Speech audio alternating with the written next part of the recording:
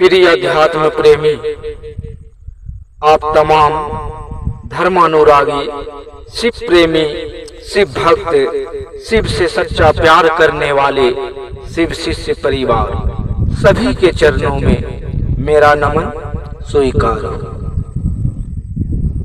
दया शब्द ही बड़ा छोटा सा लग रहा है। दो यो आ, दया। दया को उलटिए, यो आदो याद, यानी दया का उल्टा याद, याद का उल्टा दया। गुरु रूप में वह परमात्मा शिव मात्र दया करते हैं और दया के जनक मात्र शिव गुरु होते हैं।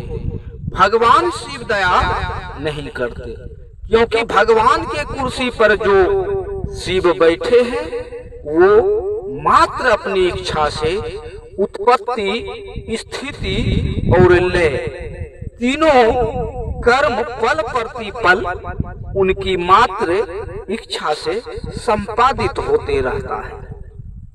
लेकिन जब जीव को शिव की ओर ले चलते हैं, ये जिम्मा, ये काम गुरु का होता है और गुरु रूप में वो शिव मात्र दया करते हैं।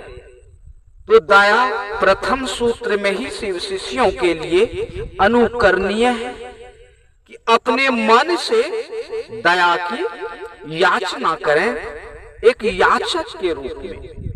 हर काम में, आराम में, आते जाते, सोते खाते पीते नहाते, एनी टाइम अपने गुरु से दया की याचना करना है, क्योंकि बिना दया के हम आप एक कदम भी नहीं आगे बढ़ सकते। क्योंकि बिना ज्ञान के तो यह संसार अंधेरा ही अंधेरा दिखता है और ज्ञान रूपी प्रकाश मात्र शिव गुरु रूप में प्रज्वलित करते हैं अपने शिष्यों के लिए। तो चलिए हम लोग व्यर्थ समय ना गमाते हुए शिव की ओर चलने का थोड़ा सा प्रयास करें।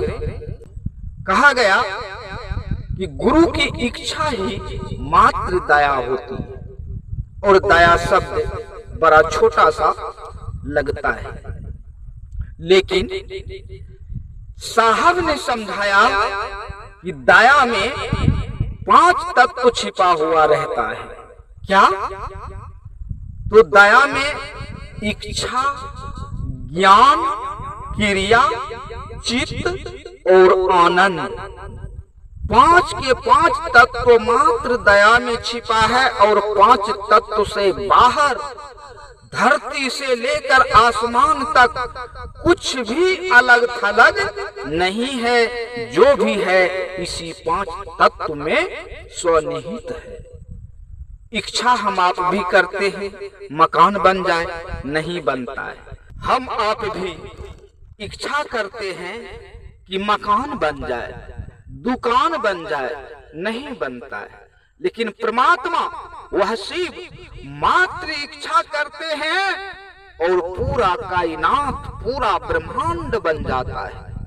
ये धरती, ये चांद, सितारे, ग्रह, नक्षत्र और जंगल, जंगलात, पहाड़, पर्वत, नील, नदी, झरने, सब कुछ उनकी मात्र इच्छा से दिव्यमान है, सजे।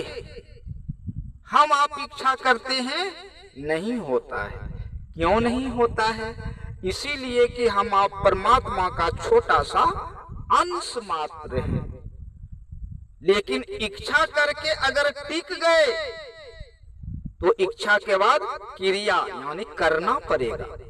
अगर हमको आपको पूरी बनाना है, सब्जी बनाना है, हलवा बनाना है, तो इच्छा मन में किए, अगर टिक गए तो अब कर्म करना होगा, सामग्री जुटाना होगा और उसका नॉलेज, इसके बाद ज्ञान।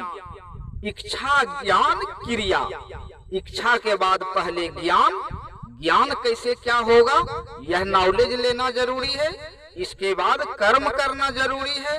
इसके बाद इच्छा, ज्ञान, क्रिया, चित्त यानी शरीर सुंदर रहे, उज्जवल रहे, भविष्य जीता जागता रहे, इसके लिए अपने गुरु से, अपने महादेव से कामना करना है याचक के रूप में कि महादेव आप मेरे गुरु हैं, मैं आपका परम शिष्य हूँ, मुझ पर थोड़ी सी दया कर दीजिए। और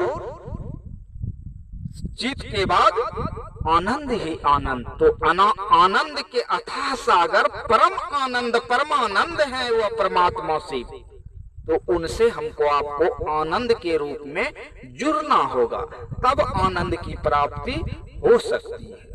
चलिए हम लोग इतना ही जानते हैं, इतना ही समझने का हम लोग प्रयास करते हैं और धीरे धीरे आगे बढ़ते हैं।